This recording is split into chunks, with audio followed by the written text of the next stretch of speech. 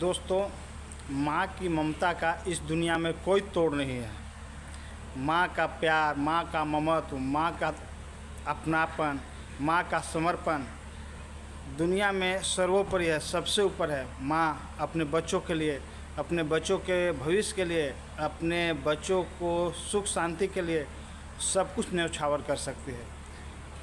एक माँ के लिए एक बच्चा ही सब कुछ होता है। उसके हर सुख दुख उससे जुड़ा हुआ रहता है। माँ ममत्व का वो रूप होता है जो गंगा की निर्मल धार की तरह स्वच्छ, स्निग्ध और पवित्र होता है। एक बार किसी और के दिल में कलंक तो आ सकता है, लेकिन माँ का प्यार और माँ का ममता का कोई तोड़ नहीं होता है, कोई जोड़ नहीं होता है। लेकिन समय चेंज हो रहा है, भौतिकवादी युग हावी हो रहा है, सोशल मीडिया हम पर हावी हो रहा है और हमारे समाज में ऐसे ऐसे कुकृत्य सामने आते हैं जो हमें विचलित करते हैं, हमें परेशान करते हैं, हमें निरुत्तर करते हैं और ये सोचने के लिए विवश करते हैं कि आज हमारा समाज किस दिशा में जा रहा है। दोस्तों, आज इसी तरह से मिलता जुलता मैं एक कहानी लेकर आया हूँ। मैं परशुराम सिंह और आप देखना शुरू कर चुके हैं सच का प्रहरी। दोस्तों नमस्कार। यह घटना जो मैं लेकर आया हूँ वो सच्ची घटना पर आधारित है और इसके लिए मैं आप लोग से रिक्वेस्ट करूंगा, यदि मेरे चैनल पर नए आते हैं या मेरा स्टोरी अच्छा लगता है तो चैनल को सब्सक्राइब करें ताकि आसानी से मेरा स्टोरी आपके मोबाइल तक आप तक पहुँच सके। दोस्तों, यह घटना उत्तर प्रदेश के अलीगढ़ जिला अंतर्गत मंडराक एक थाना है, उसका मनोहरपुर काश्त गाँव की है। यहाँ पर एक परिवार रहते थे, अभी भी हैं। उनका नाम जितेंद्र कुमार है। वो अपनी पत्नी अनीता देवी, बड़ी बेटी शिवानी और 2 बेटा के साथ वहाँ पर रहते हैं। वो अपने ज़रूरत के काम के लिए, घर चलाने के लिए, गृहस्थी को संभालने के लिए, अपने पत्नी अपने बच्चों को सुख शांति के लिए बाहर काम करते हैं। उनकी बेटी की शादी थी, 16 अप्रैल को उनकी बेटी की शादी तय हो गई थी। घर में पूरा खुशनुमा माहौल था। सब अपने अपने हिसाब से, कोई कार्ड बांटने में लगा हुआ है, कोई कार्ड छपवाने में लगा हुआ है, कोई कहीं पर निमंत्रण देने में लगा हुआ है, कहीं पर फ़ोन कर रहा है। यहाँ तक कि तैयारियाँ भी हो रही थी, कपड़े लत्ते, गहने, रुपये सबकी व्यवस्था हो रही थी। इसी बीच में 6 अप्रैल को एकाएक हल्ला होता है कि अरे, जो लड़की की माँ थी वो अपने होने वाले दामाद के साथ भाग जाती। यह खबर आग की तरफ फैलता है। पहले तो लोक लाज के डर से लोग ढूंढने की कोशिश करते हैं, लेकिन न तो उधर दामाद का कुछ पता था और न इधर सास का कुछ पता था। फिर धीरे धीरे मैटर थाने में जाता है। दोस्तों, यहाँ पर मैं बताना चाहूँगा, रक्षाबंधन, ये साल ही रक्षाबंधन के समय में ये शादी तय हुई थी।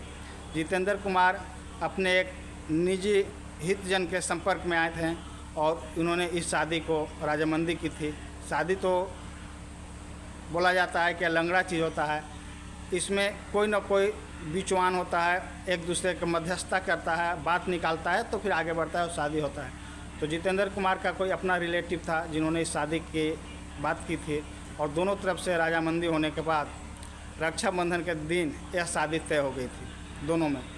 एक अपना मंडराक थाना क्षेत्र के रहने वाले मनोहरपुर गांव के जितेंद्र कुमार थे, तो उधर दादो थाना क्षेत्र के रहने वाले, अलीगढ़ का दादो थाना क्षेत्र का रहने वाला वो जो दामाद होता है वो राहुल कुमार होता है, वो था।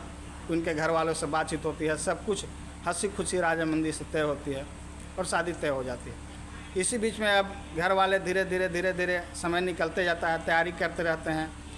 इसी बीच में एक बार लड़का अपने ससुर से एक फ़ोन की मांग करता है और बोलता है कि मेरा फ़ोन ख़राब हो गया है, ससुर जी मुझे एक फ़ोन दे दीजिए।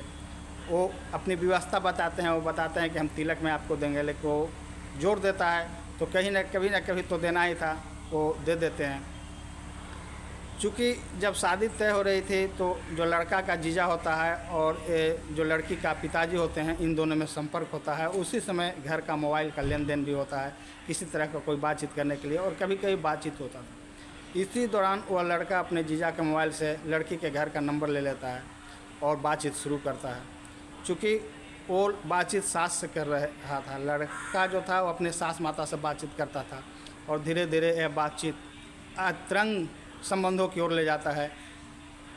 10 मिनट 5 मिनट से शुरू हुई बातचीत, दुख सुख से शुरू हुई बातचीत, शादी में व्यवस्था और ज़रूरत के लिए शुरू हुई बातचीत, अब यह आगे बढ़ चुका था। लोग एक दूसरे को बात किए बिना रहते नहीं थे।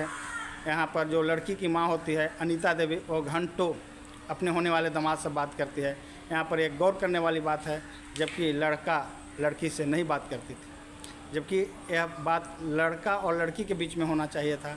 लेकिन यहाँ पर माँ बात करती है और दामाद से हर वो सुख दुख बताती है जो उसके साथ घर में होता था, जो उसके घर की स्थिति थी। हर सुख दुख को अपने घर के फैमिली के समान वो बात करती थी। ऐसा लग रहा था वो शादी हो गया है और घर का दामाद आ गया है, बेटा आ गया। होना भी चाहिए, यह बहुत ही क्लोज रिश्ता है। अब बेटी दामाद, बेटा बहू, ये सब से माँ या बाप का रिश्ता नहीं रहेगा, बातचीत नहीं रहेगा तो किससे रहेगा। लेकिन दोस्तों इसी बीच इन लोग इतना आगे बढ़ जाते हैं कि कभी कभी जो जितेंद्र कुमार होता है अपनी अनीता देवी का पति, उनको भी डाउट होने लगता है और मना करते हैं कि आप उस लड़के से, होने वाले दामाद से इतना बात क्यों करते हो। लड़का को बात करना चाहिए अपनी बीवी से, यानी शिवानी जो उनकी बेटी थी उससे, और वो तुमसे ज़्यादा बात करता है, इतना बात मत किया करो। तो अनीता को बुरा लगता था। कभी कभी जो भी स्थिति था, जैसा भी था, संभालता था, सब मिलकर संभालते थे। एक दिन निमंत्रण बांटने के लिए था।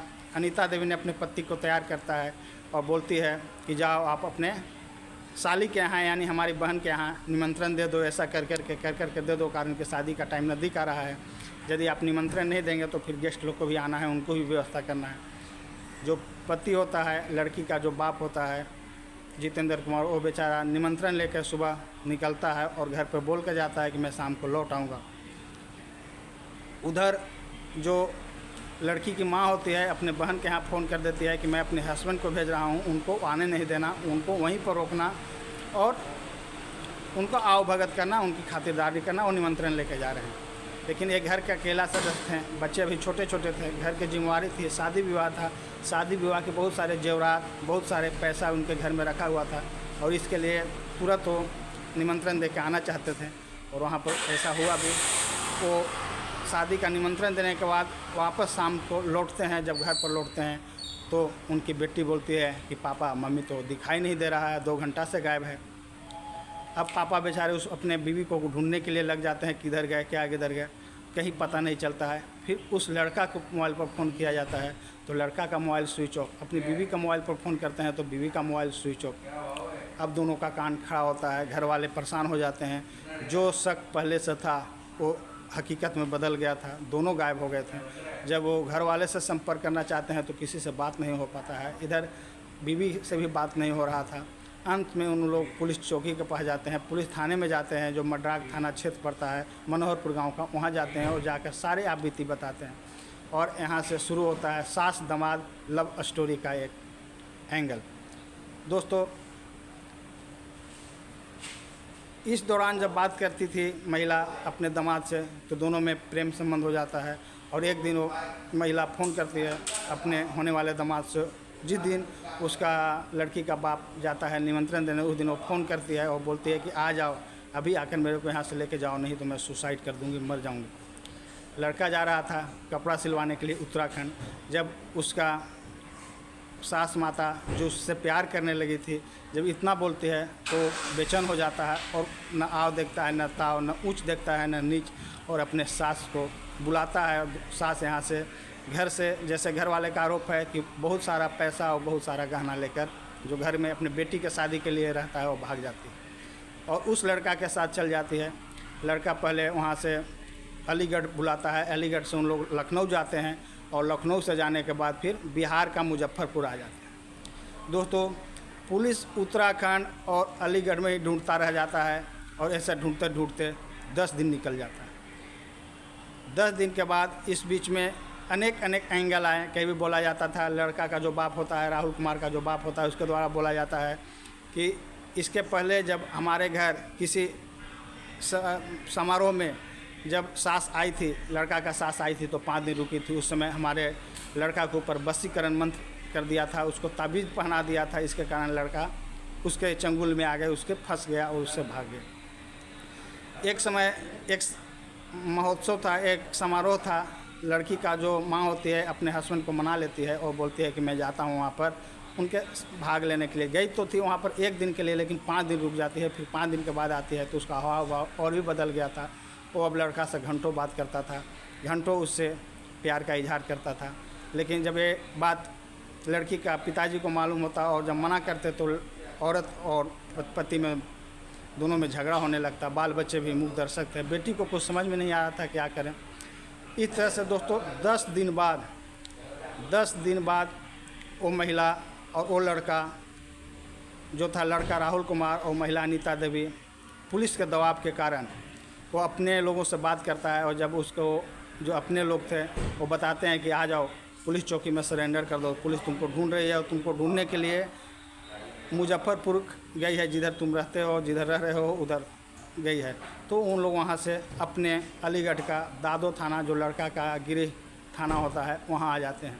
दोस्तों मैं बताना चाहूँगा, लड़का और जो लेडीज थी, सास और दामाद, दोनों भागना चाहते थे और नेपाल जाना चाहते थे, उधर ही रहना चाहते थे। लेकिन इसी बीच में पुलिस का इतना दबाव आता है और वह घर वाले के संपर्क में रहता है। और जब घर वाले संपर्क में रहता है और जब उनको दोस्त लोग बताता है कि नहीं आ जाओ पुलिस चौकी में समर्पण कर दो, तुम्हारे घर वाले को लोग तंग कर रहे हैं, पुलिस वाले परेशान कर रहे हैं, तो दोनों सास और दामाद अपने अलीगढ़ का दादो थाना क्षेत्र में आकर खड़े हो जाते हैं, अपना हथियार डाल देते हैं, वहाँ पर समर्पण कर देते हैं। जैसे ही पुलिस को पता चलता है कि यह तो वही सास दामाद हैं जिसके अपहरण की कहानी चल रही है, जिसके बारे में कहा जाता है दामाद को लेकर सास भाग गई है, दोनों को गिरफ्तार कर लेते हैं। और चूँकि थाना अलीगढ़ का मडासर थाना का था, वहाँ पर भेज दी जाती है। वहाँ के पुलिस वाले तुरंत उन लोग को गिरफ्तार कर लेते हैं।